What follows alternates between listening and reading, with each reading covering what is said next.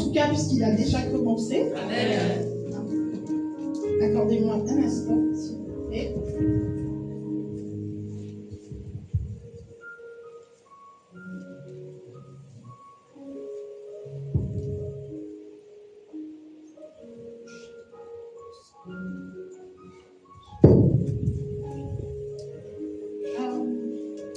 Alors, le message que je vais vous apporter, c'est vraiment un message que le Seigneur m'a mis sur le cœur lorsque Pasteur Richard m'a proposé d'apporter le message.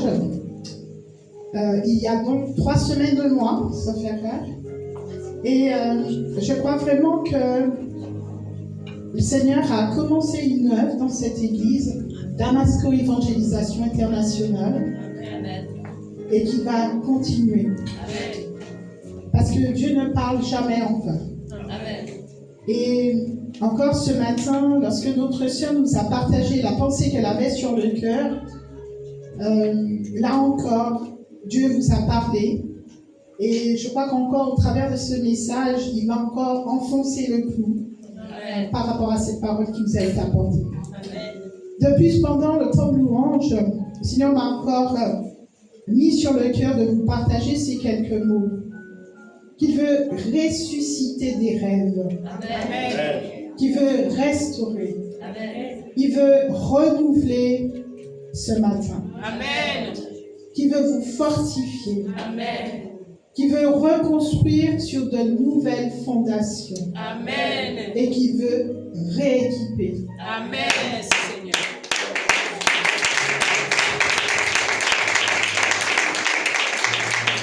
Et donc, ces quelques pensées qu'il a mises sur mon cœur tout à l'heure pendant la louange viennent compléter le message qu'il a pour vous ce matin.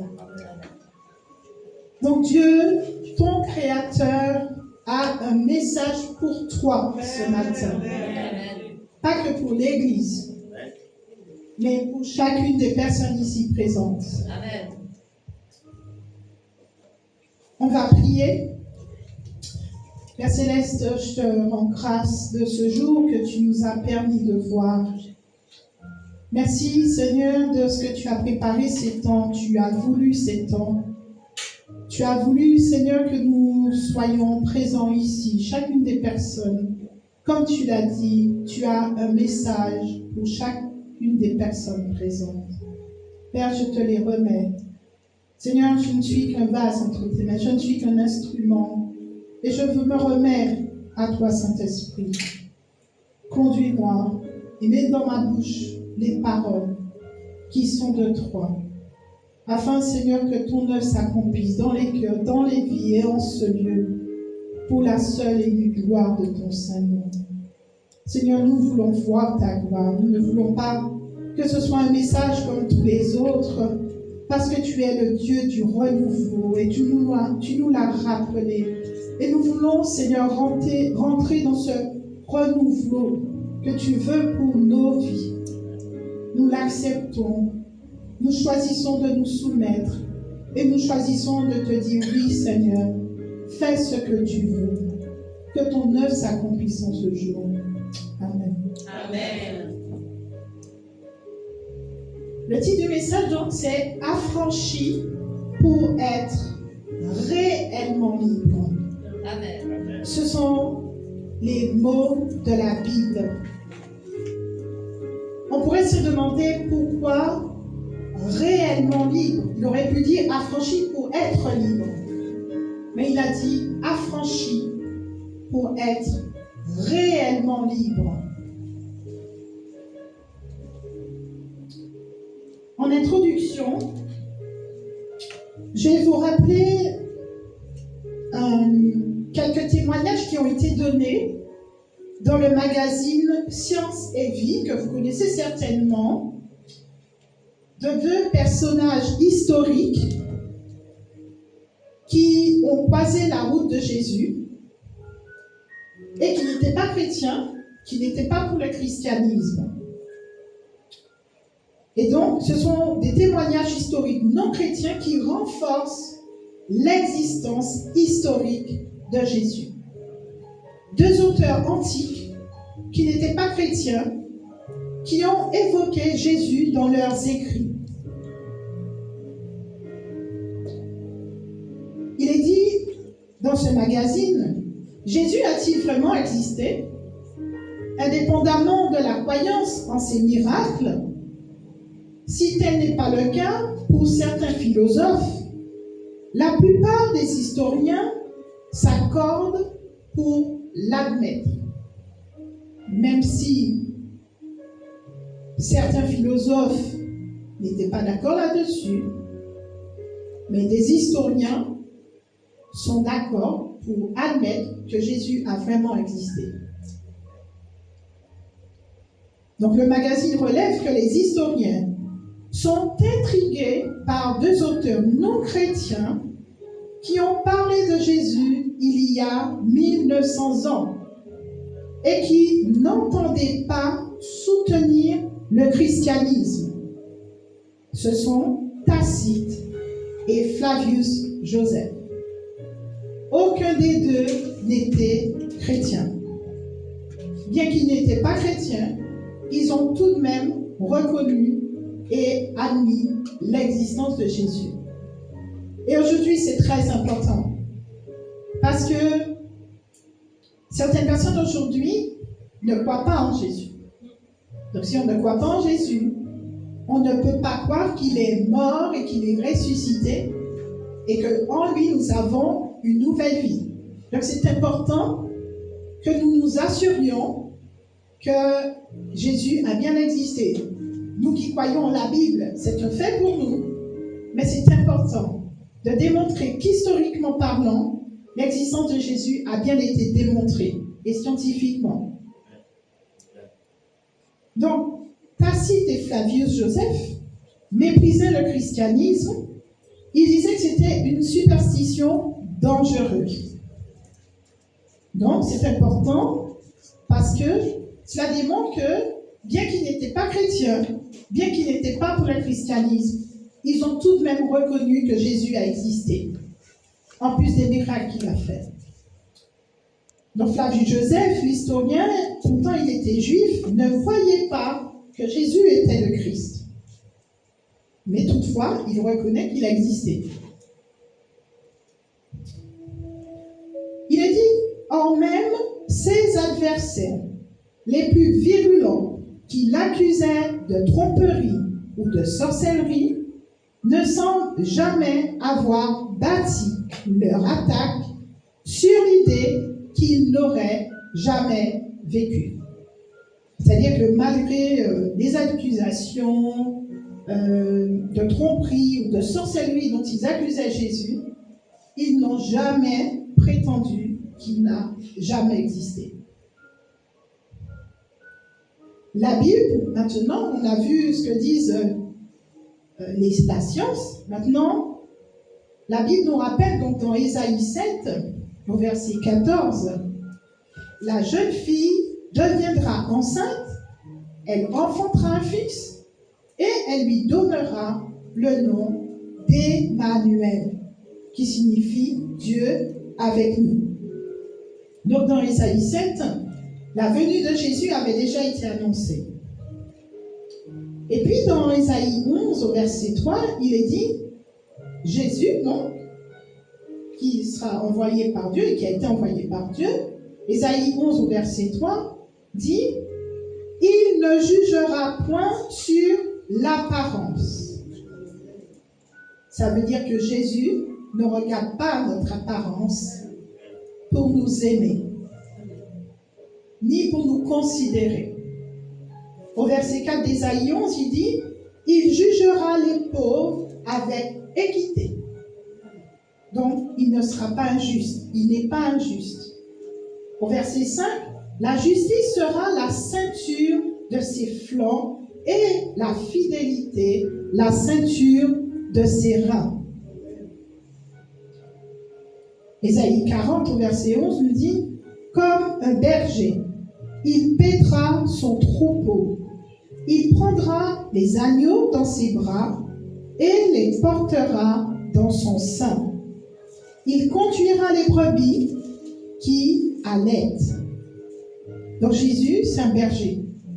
qui paît son troupeau, c'est-à-dire il prend soin de son troupeau, il les prend dans ses bras, il les met près de son sein et il conduit ses brebis qui allaient, c'est-à-dire celles qui sont encore jeunes, celles qui sont encore bébés.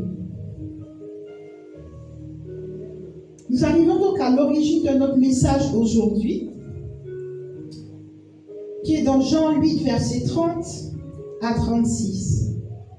Au verset 31, il est dit, et il dit aux Juifs qui avaient cru en lui, vous connaîtrez la vérité, et la vérité vous affranchira. Verset 34. En vérité, je vous le dis, leur répliqua Jésus, quiconque se livre au péché est esclave du péché. Au verset 36, si donc le Fils vous affranchit, vous serez réellement libre. Et nous arrivons à ce message que Dieu a pour vous aujourd'hui. Si donc le Fils vous affranchit, vous serez réellement libre. Il dit précédemment, quiconque se livre au péché est esclave du péché. Toutefois, au verset 36, si donc le Fils vous affranchit, vous serez réellement libre.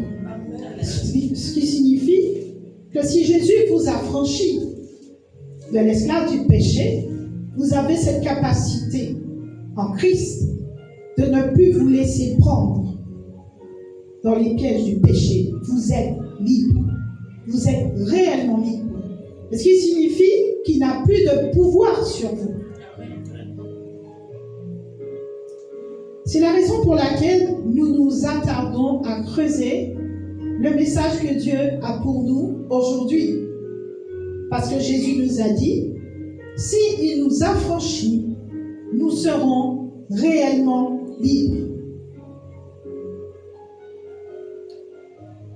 Jésus a dit, tout est accompli. Lorsqu'il était en train de rendre l'Esprit à la croix, après qu'on l'ait crucifié, ses derniers mots étaient, tout est accompli. Et ce passage, on le trouve dans Jean 19, verset 30. Il est dit, quand Jésus eut pris le vinaigre, il dit, tout est accompli. Et baissant la tête, il remplit l'esprit. Donc, ce qui veut dire que Jésus est venu accomplir quelque chose. Puisqu'en mourant, il a dit, tout est accompli. C'est-à-dire qu'il a rempli sa mission. Quand on a fini quelque chose, on dit, ça y est, j'ai terminé. Jésus a fait de même à la croix.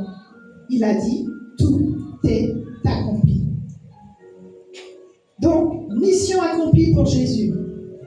Rappelons-nous ce qu'il a dit à ses parents quand il avait 12 ans et que ses parents le cherchaient. Et pendant 3 jours. Donc, ils ont dû retourner à Jérusalem au temple. Et lorsqu'ils ont trouvé Jésus, ils l'ont grondé. Et il a dit, mais pourquoi me cherchez-vous? Ne savez-vous pas que je dois m'occuper des affaires de mon Père?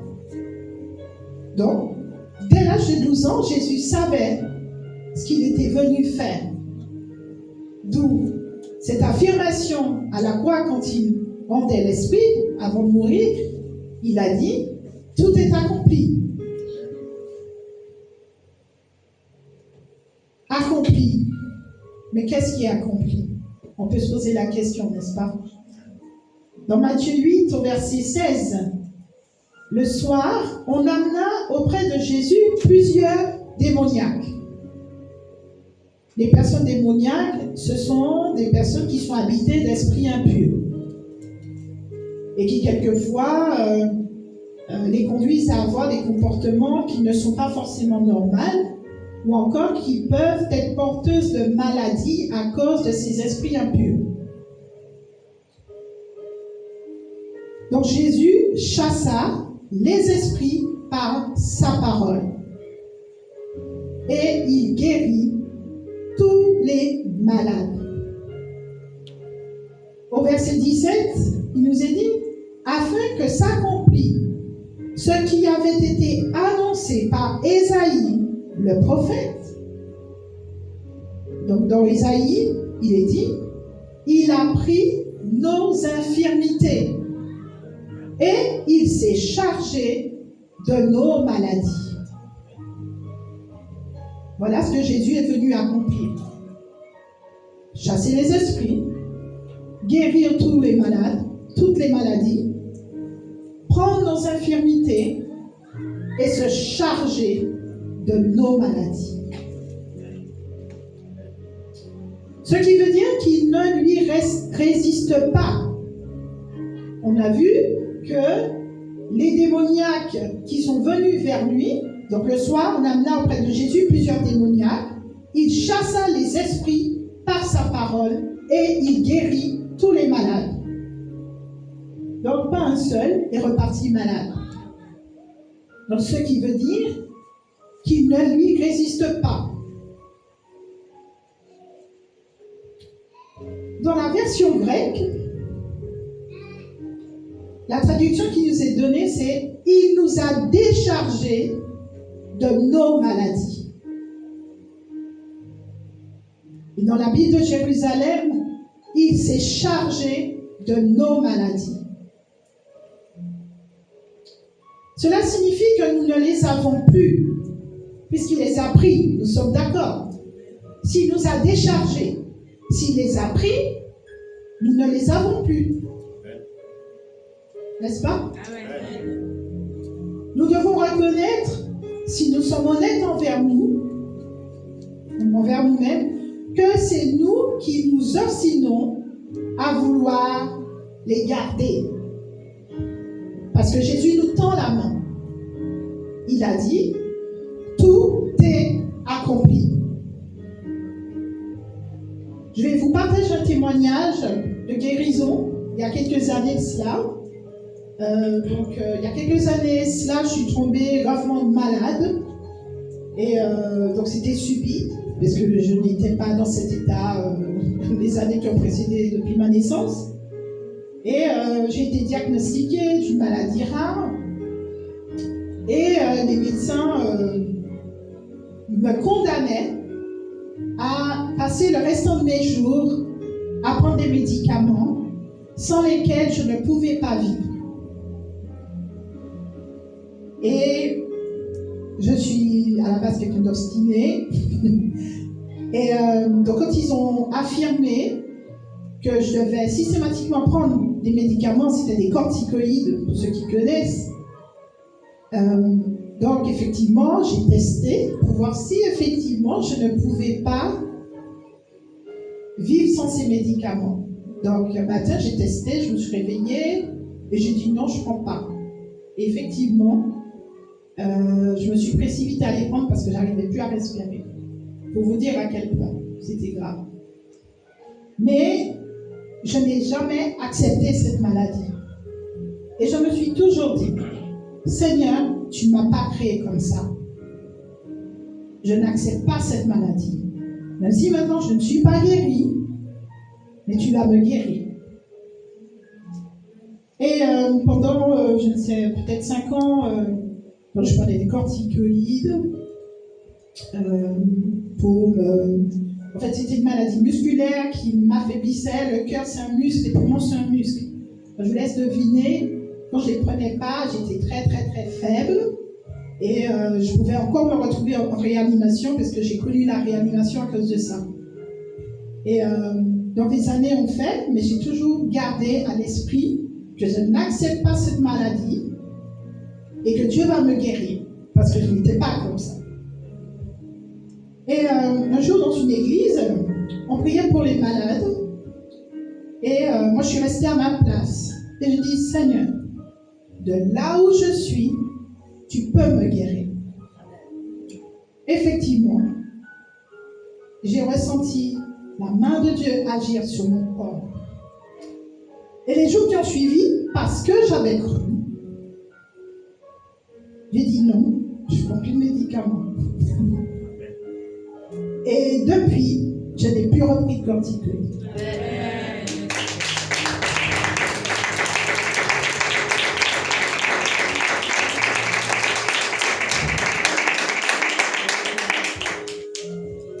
Donc par la suite, j'ai consulté pour avoir une preuve médicale, évidemment. Et le professeur qui m'a ausculté, donc je lui ai expliqué, voilà, je ne prends plus les médicaments. Il m'a dit, ouais, vous êtes en rémission. J'ai dit, peut-être. Et puis il m'a refait les tests, donc les tests musculaires, les tests de prise de sang. Et c'est avéré que je sais plus comment, la molécule qu'il recherchait, il n'y en avait plus du tout. Le résultat était à 0. Et tous les tests étaient négatifs.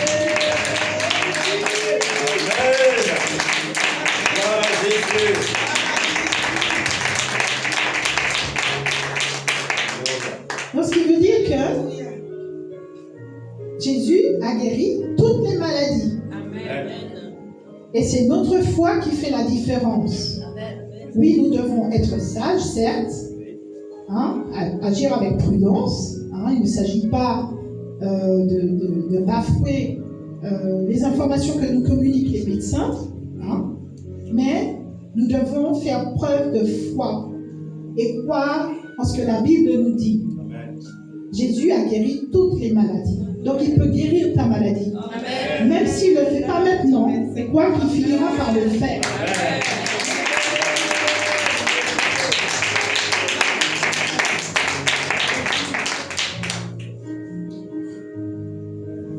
Je voudrais détailler la définition sur les infirmités. Qu'est-ce que c'est que les infirmités? Ce sont nos incapacités, ce que nous ne nous sentons pas capables de faire. Et si nous sommes honnêtes avec nous-mêmes, si nous regardons à nous-mêmes, il y a des choses que nous ne nous sentons pas capables de faire. Et puis, ce sont des choses qui viennent nous paralyser. On se sent impuissant. Et par expérience, lorsqu'on regarde au Seigneur, on dit « Seigneur, je n'y arrive pas, j'ai besoin de ton aide ». Et là, on se sent repoussé. on réalise qu'on s'est fait peur pour rien. On a vu une montagne alors qu'il n'y avait même pas une petite pierre. Et vraiment, je voudrais vous encourager. Parce que Jésus a dit qu'il a vaincu nos infirmités. Ce sont nos incapacités, ce sont nos peurs, ce sont nos limites. Les limites, quelquefois, qu'on se fixe, ou encore des paroles qui ont été semées dans nos esprits, dans nos cœurs. Jésus a dit qu'il les a pris. Donc, elles ne sont plus sur nous. D'accord? Nos infirmités, ce sont aussi nos faiblesses. Des choses pour lesquelles nous sommes limités. Et là aussi, Seigneur, je suis limité, mais toi, tu ne l'es pas. Alors, je vais marcher à ta suite. Tu vas marcher à mes côtés. Et avec toi, je vais y arriver. Ce sont aussi nos manquements. Parce que nous ne sommes pas parfaits. Et Dieu le sait, c'est lui qui nous a créés. Rappelez-vous, Dieu a un message pour toi. Dieu, ton Créateur, a un message pour toi. Il sait tes manquements. C'est lui qui t'a créé. Et ce qu'il veut dire, c'est qu'il pallie à tes manquements. Il vient là pour te renforcer, t'encourager, te soutenir. Là où tu ne peux pas être complet, il vient te compléter. Ce sont aussi nos impossibilités, parce que nous devons reconnaître que nous sommes limités. Nous ne sommes pas Dieu. Dieu nous a donné des capacités, et il a donné des capacités à d'autres que nous n'avons pas. D'où le travail d'équipe. Dans Exode 35, verset 30, il est dit, Moïse dit aux enfants d'Israël, sachez que l'Éternel a choisi Bezalel, fils d'Uri, fils de Hur, de la tribu de Juda. Il l'a rempli de l'Esprit de Dieu, de sagesse, d'intelligence et de savoir pour toutes sortes d'ouvrages. Il l'a rendu capable de faire des inventions, de travailler l'or, l'argent et l'airain, de graver les pierres à enchâsser, de travailler le bois et d'exécuter toutes sortes d'ouvrages d'art. Il lui a accordé aussi le don d'enseigner, de même qu'à Oholiab, fils d'Ahisamach, de la tribu de Dan. Il les a remplis d'intelligence pour exécuter tous les ouvrages de sculpture et d'art, pour broder et tisser les étoffes teintes en bleu, en pourpre, en cramoisi et le fin lin, pour faire toute espèce de travaux et d'inventions. Donc Dieu nous révèle que c'est lui qui nous rend capables. C'est lui qui nous donne la sagesse, l'intelligence et les capacités.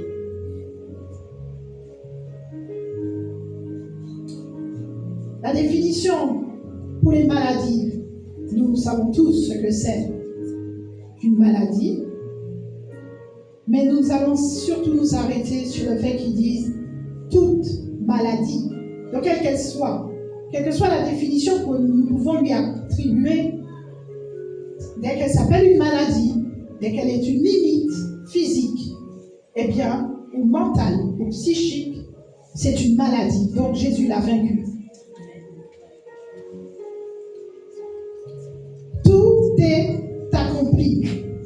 Ces trois mots constituent la clé de tout, le fondement sur lequel nous pouvons nous appuyer fermement pour avancer dans nos vies. Nous devons garder à l'esprit qu'il a dit « tout est accompli ». Il a dit tout, pas une partie. Il a dit tout. La version anglaise Amplified dit dans Jean 19:30, c'est fini. C'est traduit, it is finished. Donc c'est fini. Rappelez-vous que Jésus est venu en mission. Et quand il a dit tout est accompli, il a accompli la mission. Nous avons vu que c'est pour nous décharger de nos iniquités, de nos maladies, de nos infirmités, de nos incapacités. Gardons à l'esprit qu'il a dit qu'il est venu accomplir la volonté de son Père, qui est notre Père. Aujourd'hui, rappelez-vous que nous avons été adoptés au travers du sacrifice de Jésus. Et la volonté du Père, c'était de nous affranchir pour que nous soyons réellement libres. Dans les évangiles, notamment dans le Nouveau Testament, nous le lisons plusieurs fois. La Bible de Jérusalem nous dit « c'est accompli ». Parce qu'il est venu accomplir quelque chose. Nous devons le garder à l'esprit. La version grecque nous dit « tout est achevé ». C'est un peu comme si nous n'avons quasiment plus rien à faire, si ce n'est de soumettre notre volonté à celle de Dieu et de marcher dans sa volonté pour notre vie. Rappelez-vous que c'est lui qui nous a créés. Donc il sait pourquoi il nous a créés. Et quand il dit « je vous ai affranchis », c'est parce que nous étions esclaves du péché. Rappelez-vous de nos propres péchés. Tout est achevé parce qu'il a rempli intégralement la mission. Jésus n'a pas renoncé. Rappelez-vous, quand il était dans le jardin de Gethsémane, il a fait le choix d'affronter l'angoisse et la peur. Et il est allé jusqu'au bout de sa mission. Et nous le verrons tout à l'heure, ce sont aussi nos désespoirs et notre errance qui est achevée. Souvent, je pense aux personnes qui ne connaissent pas encore le Seigneur et qui n'ont pas le Seigneur. Nous avons cette grâce de connaître Dieu, d'avoir Jésus dans nos vies, d'avoir le Saint-Esprit. Et quand ça ne va pas, nous savons vers qui nous tourner. Et nous savons que nous avons un Dieu qui est tout-puissant, qui n'est pas limité, parce qu'il est Dieu. Celui qui règne, c'est notre Dieu. Imaginez-vous personnes qui ne connaissent pas le Seigneur et qui sont perdues, qui n'ont strictement aucun espoir. C'est également pour notre errance. Une errance, c'est quelqu'un qui est là sur terre et qui est là, quoi, qui se lève le matin, qui va travailler, qui rentre chez lui, à la fin du mois, il a son salaire, et puis il paie les factures, et puis il recommence. Qui n'a pas d'espérance, qui n'a pas forcément même les moyens financiers peut-être d'accomplir ses rêves. J'ai envie de dire que même aujourd'hui, les personnes qui ont des moyens financiers, lorsqu'on regarde les catastrophes qui se font, où les personnes perdent leurs biens, ils ont de l'argent, mais ils perdent tous leurs souvenirs. Et c'est désespérant. Vous me direz, ils vont être dédommagés, oui, mais on doit reconnaître que ce sont des choses qui doivent faire réfléchir, de dire, mais tout est parti en fumée en quelques secondes. Tandis que l'espérance que nous avons, elle est éternelle. Le royaume de notre Père est éternel. Amen. Même si on perd tout, on a Jésus. Amen. Et ça, personne ne peut nous le prendre. Amen. Rien ne peut le brûler. Amen. Où que nous allions, quelles que soient les situations dans lesquelles on peut se trouver, cette espérance, elle est là. Amen. Et c'est une grâce pour nous. Donc ce sont aussi nos désespoirs et notre errance qui est achevée.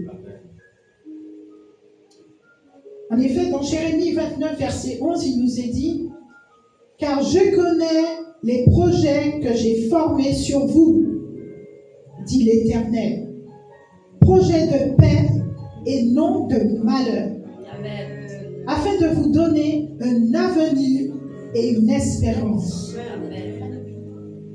Au verset 12, il nous dit « Vous m'invoquerez et vous partirez. » C'est-à-dire, vous ne serez pas seul. Je serai avec vous. Vous me prierez et je vous exaucerai.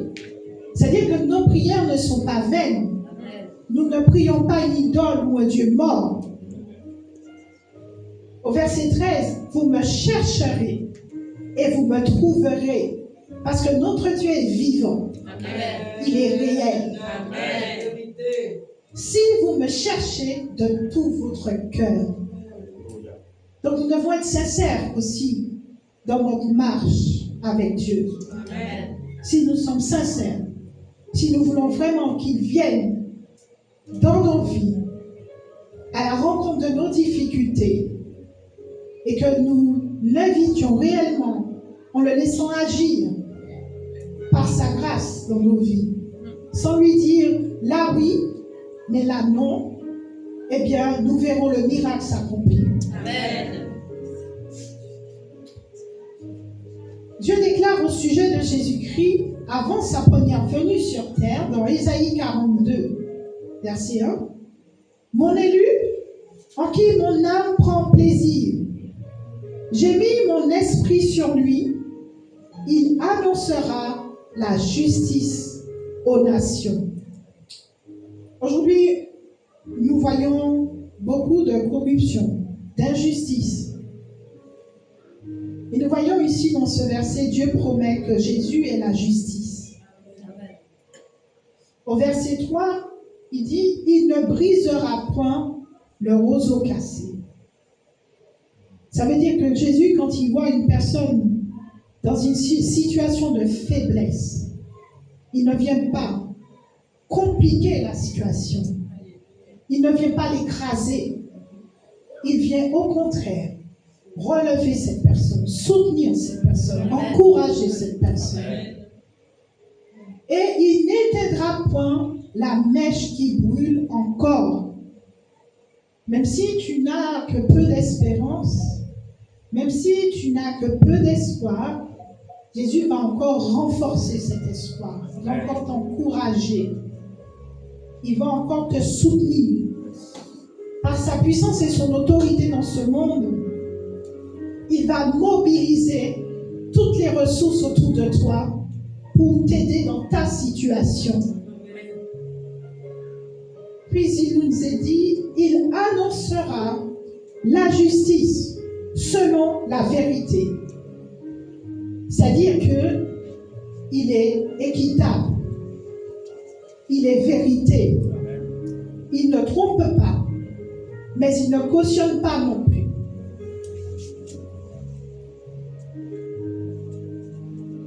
Au verset 6, il nous est dit, au verset 4 plutôt, il ne se découragera point et ne se relâchera point jusqu'à ce qu'il ait établi la justice sur la terre et que les îles espèrent en sa loi. Verset 5, ainsi parle Dieu, l'Éternel, qui a créé les cieux et qui les a déployés, qui a étendu la terre et ses productions, qui a donné la respiration à ceux qui la peuplent et le souffle à ceux qui y marchent. Verset 6. Moi, l'Éternel, je t'ai appelé pour le salut et je te prendrai par la main. Je te garderai et je t'établirai pour traiter alliance avec le peuple, pour être la lumière des nations. Amen. C'est ce qu'il dit de Jésus. Une définition du salut, et je crois que c'est important ici de rappeler la définition du salut. Et le dictionnaire de Larousse nous dit, c'est l'action, le salut, c'est l'action d'échapper à un danger ou à la mort. Ou encore, c'est l'action de tirer quelqu'un d'un péril ou de le préserver de danger. Ou encore, le salut désigne la délivrance de l'âme humaine, du péché et de la mort éternelle, souvent liée à la rédemption par Dieu. Donc rappelez-vous qu'au verset 6, il nous disait, « Moi, l'Éternel, je t'ai appelé pour le salut en parlant de Jésus.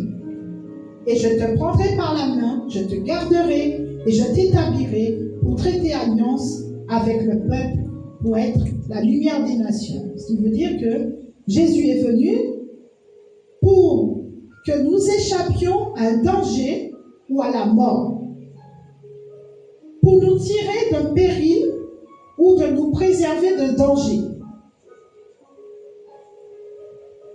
pour délivrer notre âme humaine du péché et de la mort éternelle. D'accord ? De plus, le salut symbolise la libération de l'humanité de la souffrance, du mal et du péché, et l'accès à la vie éternelle. Le salut est acquis par la foi en Jésus-Christ. Le fruit exclusif de la grâce de Dieu, reçu uniquement par la foi et non par les œuvres. Nous n'avons pas besoin de vendre notre maison, ou Dieu seul sait quoi, pour avoir le salut. Jésus a tout payé. Il a dit, tout est accompli.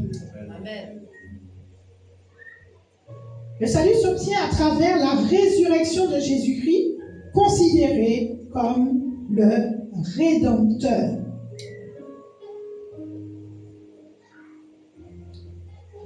Ésaïe 42 nous dit de Jésus, il est venu pour ouvrir les yeux des aveugles.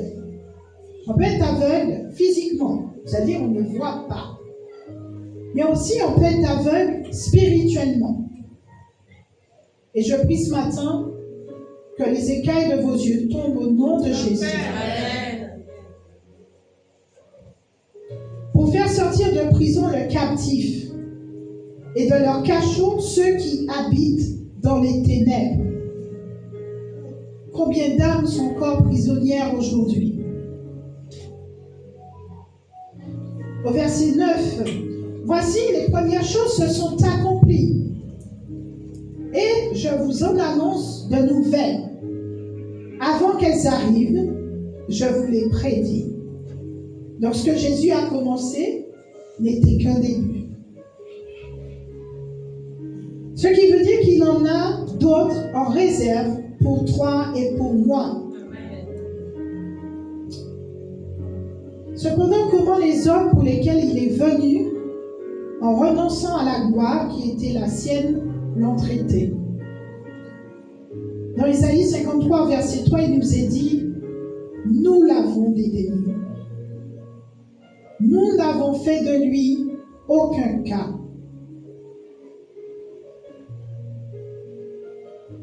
Nous devons considérer ces paroles. Parce que quelquefois, le Saint-Esprit nous reprend.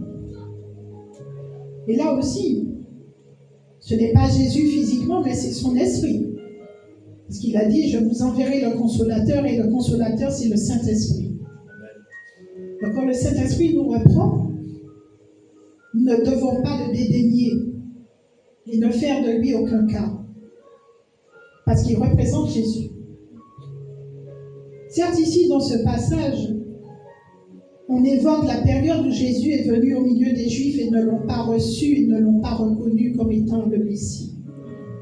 Mais le Saint-Esprit est au milieu de nous et représente Jésus. Amen. Donc, nous ne devons pas le dédaigner et ne faire de lui aucun cas. Parce que c'est notre Maître, Jésus, qui l'a envoyé. Qu'a fait Jésus? Que s'est-il passé sur cette croix? Au verset 4 d'Ésaïe 53, toujours. Cependant, ce sont nos souffrances qu'il a portées. C'est de nos douleurs qu'il s'est chargé. Au verset 5. Mais il était blessé pour nos péchés, brisé pour nos iniquités. Le châtiment qui nous donne la paix est tombé sur lui. Et c'est par ses meurtrissures que nous sommes guéris. Si Jésus n'était pas mort, il n'aurait pas pu dire tout est accompli. Et donc aujourd'hui, nous ne pourrions pas prétendre être libres. Donc nous devons aussi être reconnaissants. Pour qui Jésus a-t-il fait cela?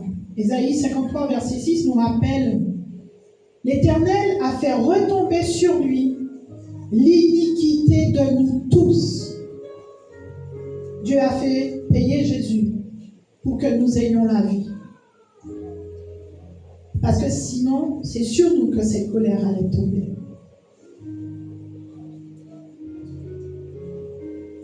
Donc pour rappel, notre ancêtre Adam a péché et tout le reste est retombé sur nous, les conséquences du péché.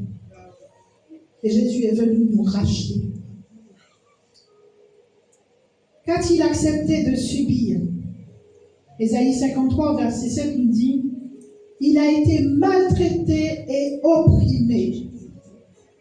Verset 8, il a été enlevé par l'angoisse et le châtiment.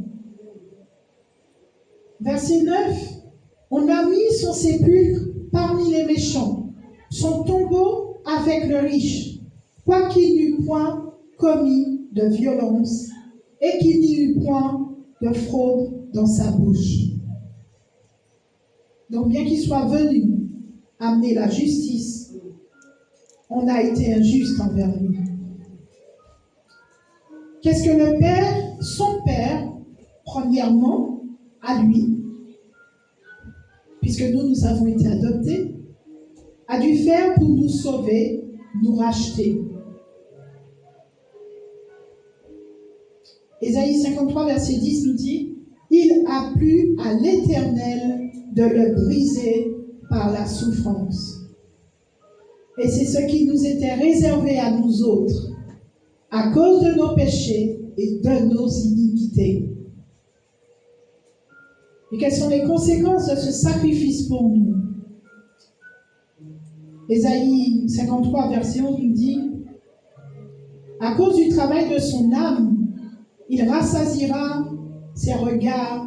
Par sa connaissance, mon serviteur juste justifiera beaucoup d'hommes et il se chargera de leurs iniquités.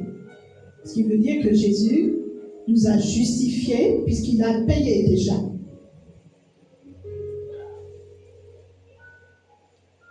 Et quelle est la promesse qui découle de ce sacrifice qu'il a fait? Au verset 12 d'Ésaïe 53 toujours, « C'est pourquoi je lui donnerai sa part avec les grands, il partagera le butin avec les puissants. Parce qu'il s'est livré lui-même à la mort et qu'il a été mis au nom des malfaiteurs, parce qu'il a porté les péchés de beaucoup d'hommes et qu'il a intercédé pour les coupables. »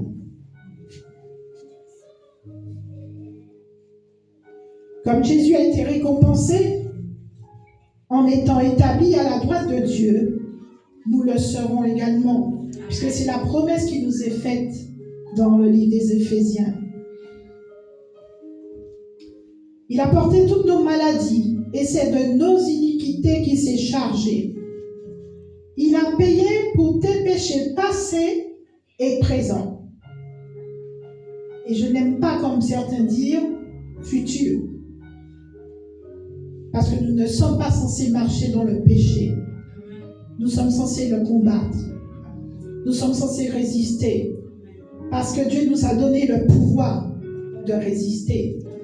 Rappelez-vous qu'il nous a affranchis afin que nous soyons réellement libres. Donc nous pouvons agir. Et nous n'allons pas faire de préméditation en nous préparant à pécher. Nous ne sommes pas censés vivre dans le péché. Parce qu'il a vaincu le péché. Et donc s'il a vaincu le péché, en lui, tu le peux également. Il t'a donc affranchi du péché qui te tirait vers le bas, de tout ce qui te limite, qui te retient, afin que tu sois réellement libre.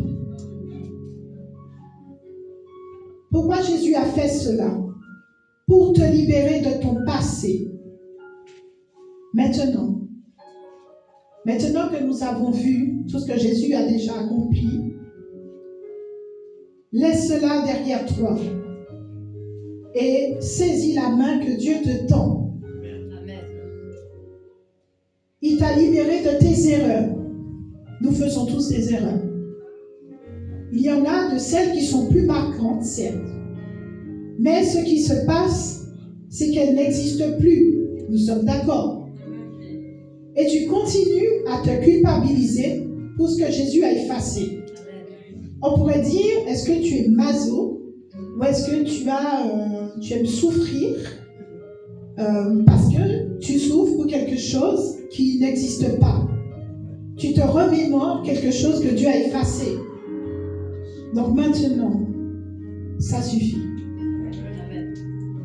Ésaïe 44, verset 22 nous dit, « J'efface tes transgressions comme un nuage et tes péchés comme une nuée. Reviens à moi, car je t'ai racheté. » Je reprends. « J'efface tes transgressions comme un nuage et tes péchés comme une nuée. Reviens à moi, car je t'ai racheté. » Donc le nuage, vous savez ce que c'est. Hein? C'est pas grand-chose. Hein? Bon, ça fait de l'orage, ça fait de la pluie, mais c'est pas grand-chose pour Dieu. Racheté au prix du sang de Jésus pour te libérer. Ésaïe 43, verset 18 te dit, « Ne pensez plus aux événements passés et ne considérez plus ce qui est ancien. » Jésus est aussi venu pour te libérer de ta famille, de l'emprise, précisément, des paroles méprisantes, du dénigrement, des paroles de découragement. Ésaïe 43, verset 4 nous dit, « Parce que tu as du prix à mes yeux, parce que tu es honoré et que je t'aime, je donne des hommes à ta place et des peuples pour ta vie. Jérémie 29, 11, rappelez-vous, il nous dit, car je connais les projets que j'ai formés sur vous, dit l'Éternel, projets de paix et non de malheur, afin de vous donner un avenir et une espérance. Amen. Ça signifie que, quoi qu'on ait pu dire à ton sujet, quels que soient les mépris, quelles que soient les paroles de découragement, de dénigrement, de rabaissement, Dieu te dit, tu as du prix à mes yeux, tu es honoré et je t'aime. J'ai formé sur toi des projets de paix et non de malheur. Et je te donne un avenir et une espérance. Alors ce sont ces paroles-là qui doivent t'habiter. Amen. Et non celles des hommes Amen. qui ne connaissent pas leur propre avenir. Amen. Ce sont ces paroles que tu dois proclamer. Et ce sont ces paroles que tu dois leur répondre. De tes parents. Ésaïe 43, 1 nous dit, ainsi parle maintenant l'Éternel qui t'a créé, ô Jacob, celui qui t'a formé, ô Israël, ne crains rien, car je te rachète. Je t'appelle par ton nom, tu es à moi. Donc nous avons un Père, nous avons un Maître, nous avons un Dieu, et figurez-vous que c'est le Dieu Tout-Puissant. C'est celui qui a tout pouvoir, c'est celui qui fait ce qu'il veut. Et au verset 4, il nous dit, parce que tu as du prix à mes yeux, parce que tu es honoré et que je t'aime.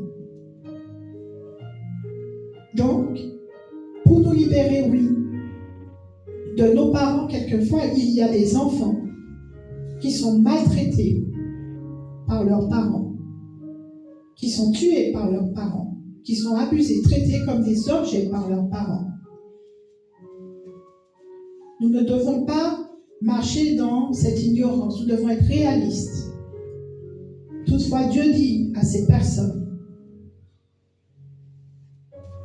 ainsi parle maintenant l'Éternel qui t'a créé, celui qui t'a formé, ne crains rien, car je te rachète. C'est-à-dire qu'il te sort de l'emprise de ses parents destructeurs. Et il t'appelle par ton nom et il te dit que tu es à lui parce qu'il t'a créé, il t'a formé et qu'il t'aime. Pour te libérer de tes amis. Proverbe 17 nous dit, l'ami aime en tout temps. Et dans le malheur, il se montre un frère. Ésaïe 43, 19 nous dit, je mettrai un chemin dans le désert et des fleuves dans la solitude. Ce qui veut dire que oui, on peut avoir de bons amis. Mais malheureusement, il y a des personnes qui sont très mal entourées.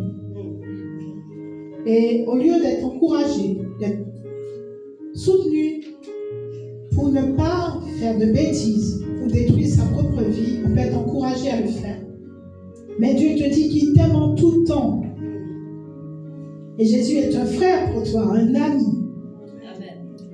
Et il te dit qu'il mettra un chemin dans le désert, dans la solitude. Ça veut dire qu'il est avec toi et il trace un chemin. Jésus est venu pour te libérer de tes angoisses. Et dans Philippiens 4, verset 6, il nous dit, ne vous inquiétez de rien, mais en toute chose, faites connaître vos besoins à Dieu. Par des prières et des supplications, avec des actions de grâce. Et la paix de Dieu, qui surpasse toute intelligence, gardera vos cœurs et vos pensées en Jésus-Christ. Et c'est une réalité. On peut vivre des situations vraiment extrêmement compliquées. Mais lorsque Dieu passe sa main. Il n'y a pas de mots pour décrire cette paix. Ça n'existe pas, un mot pour décrire cette paix-là. Et je t'invite vraiment à expérimenter cela. Abandonne-toi entre les mains de Dieu.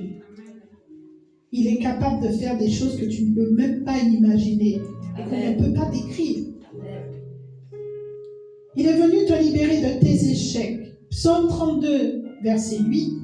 Je t'instruirai et je te montrerai la voie que tu dois suivre. Je te conseillerai, j'aurai le regard sur toi. Donc même si tu as eu des échecs, la vie elle est faite d'échecs. Les plus grands multimilliardaires le disent aujourd'hui. Ils ont réussi avec des échecs. D'accord? Donc c'est normal. Donc on reprend la route avec le Seigneur. Amen. De tout sentiment négatif, de la jalousie, de l'orgueil, de la colère, du ressentiment, de l'amertume. Éphésiens 4:31 nous encourage en nous disant que toute amertume, toute animosité, toute colère, toute clameur, toute calomnie et toute espèce de méchanceté disparaissent au milieu de vous. Amen. Ce sont des sentiments qui nous aveuglent, qui nous font perdre du temps. Ce sont des sentiments animés par des mauvais esprits pour nous retarder, nous freiner et nous empêcher de voir les vérités, les réalités. Au lieu de nous concentrer sur les choses positives, parce que vous devez aussi savoir que ces sentiments-là produisent des maladies également, et c'est démontré. D'accord? Au verset 32, soyez bons les uns envers les autres, compatissants, vous pardonnant réciproquement comme Dieu vous a pardonné en Christ. Et ce sont ces sentiments qui doivent nous animer, parce qu'ils sont bons pour notre esprit, notre cœur, notre âme et notre corps. Parce que Jésus a payé pour nos erreurs et toutes nos bêtises, nous devons, nous aussi, de relâcher la dette que nos ennemis ont envers nous. En effet, nous l'avons vu, il a payé pour nous tous. Aussi, la dette des autres, leurs erreurs envers nous, ont aussi été payées comme les nôtres. Matthieu 6,14 nous dit, si vous pardonnez aux hommes leurs offenses, votre Père Céleste vous pardonnera aussi. Mais si vous ne pardonnez pas aux hommes, votre Père ne vous pardonnera pas non plus vos offenses. Et Philippiens 4,8 nous dit, au reste, frères, que tout ce qui est vrai, tout ce qui est honorable, tout ce qui est juste, tout ce qui est pur, tout ce qui est aimable, tout ce qui mérite l'approbation, ce qui est vertueux et digne de louange, soit l'objet de vos pensées. Parce que c'est ce qui nous permet d'avancer positivement. Rappelez-vous, Jésus a tout accompli. Amen. Donc, il n'y a pas de raison que nous passions notre temps à ruminer des choses négatives parce que Jésus a tout accompli. Il a tout effacé et veut que nous avancions dans ce qu'il a prévu pour nos vies. Ne nous laissons pas retenir en arrière, mais avançons. Et Jacques 1,19 nous dit, sachez-le, mes frères bien-aimés, ainsi que tout homme soit prompt à écouter, lent à la colère, lent à parler, car la colère de l'homme n'accomplit pas la justice de Dieu. Rappelons-nous que Jésus est venu accomplir la justice de Dieu. Rappelez-vous. Donc, nous devons faire en sorte de bannir la colère même si c'est un sentiment humain, nous ne devons pas l'entretenir. C'est normal. Mais ne pas l'entretenir. Et ne pas la nourrir aussi. Puisque désormais, nous repartons d'ici en nouveauté de vie. Puisque c'est ce que Dieu a prévu pour nous aujourd'hui. Nous saisissons la grâce renouvelée que le Père nous accorde en ce jour. Romains 6,4 nous dit: nous avons donc été ensevelis avec lui par le baptême en sa mort, afin que, comme Christ est ressuscité des morts par la gloire du Père, de même, nous aussi, nous marchions en nouveauté de vie. Voilà ce qui est prévu pour le programme du Père aujourd'hui. Et pourquoi? Eh bien, afin de devenir, d'accomplir. Parce que rappelez-vous qu'il nous a rachetés, parce qu'il nous a donné un avenir et une espérance. Et pourquoi? Pour marcher dans la victoire que Christ a accomplie à la croix, car il a dit, tout est accompli. Car il a fait pour toi et pour moi. Et Luc 10,19 nous dit, voici, je vous ai donné le pouvoir de marcher sur les serpents et les scorpions, et sur toute la puissance de l'ennemi, et rien ne pourra vous nuire. À cause de l'ordre divin, nous avons été sauvés, rachetés pour accomplir à notre tour notre mission, puisque Jésus a accompli la sienne. Amen. Il nous a passé le relais, à nous de le récupérer. Amen. Rappelez-vous que Dieu a formé sur vous des projets de paix et non de malheur, afin de vous donner un avenir, c'est-à-dire un destin, une raison d'être et une espérance pour ne pas travailler en vain. Parce que si on n'a pas d'espérance, si on fait de façon routinière, au bout d'un moment on se fatigue, on se décourage. Mais cette espérance qui nous est donnée, elle est éternelle.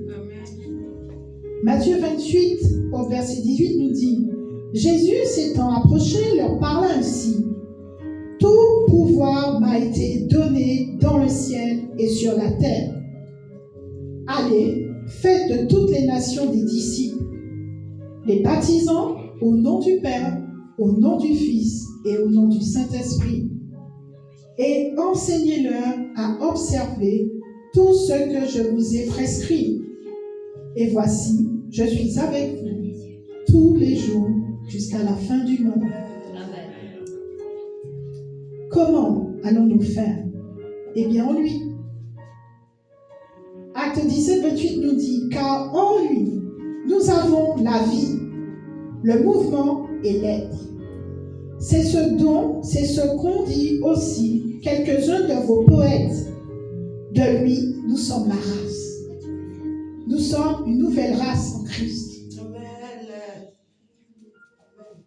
Éphésiens 1, 7 nous dit, en lui nous avons la rédemption par son sang, la rémission des péchés, selon la richesse de sa grâce.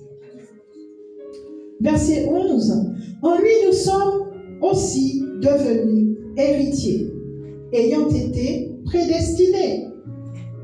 Rappelez-vous qu'il nous a créés, il nous a façonnés, il nous a rachetés, il nous a affranchis pour que nous soyons réellement libres. Parce qu'effectivement, nous sommes devenus héritiers parce que nous avons été prédestinés. D'où le fait que nous ayons été rachetés pour que nous soyons réellement libres. Éphésiens 1,13 nous dit, vous avez été scellés du Saint-Esprit qui avait été promis. Donc nous avons été équipés, lequel est un gage de notre héritage pour la rédemption de ceux que Dieu s'est acquis. Nous lui appartenons. Je puis tout par celui qui me fortifie. C'est ce qu'a dit Paul et c'est ce qui est repris dans Philippiens 4,13. Vous me direz, je ne suis pas l'apôtre Paul, et moi non plus. Et pourtant, c'est bien vrai. C'est ce que j'ai vécu plusieurs fois. Nous pouvons tout par celui qui nous fortifie. Avec nos propres forces, par nos propres moyens, nous sommes limités. Mais lorsque Dieu met sa main, nous restons bouche bée. Parce que lui n'est pas limité, il fait ce qu'il veut. Mais je sais que je puis vraiment tout par celui qui nous fortifie. Je t'encourage à vivre cela en laissant Dieu te le démontrer. Mais pour cela, tu dois accepter de lui faire confiance. Amen. Et de le laisser faire. Amen.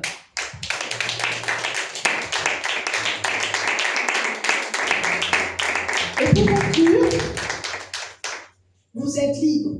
Amen. Nous sommes libres. Amen. Saisis la main que Dieu te tend, afin que tu repartes d'ici dans ta nouvelle vie. Amen. Saisis cette deuxième chance que Dieu t'accorde et laisse-le réécrire ton histoire. Amen.